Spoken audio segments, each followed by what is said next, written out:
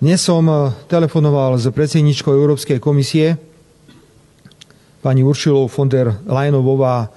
Venovali sme sa dvom témam. Prvá téma bola tarify, clá, ktoré sa na nás valia. Strašne mi vynadala Uršula, ale že strašne.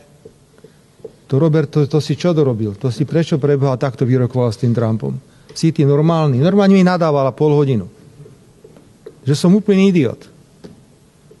Že som tam predsa bol, že som s Muskom hovorila, že ja som to nevybavil pre celý svet. Dámy a páni, teraz vážne, čaká nás 2. apríla veľké prekvapenie, o ktorom ešte nevieme, aké bude veľké.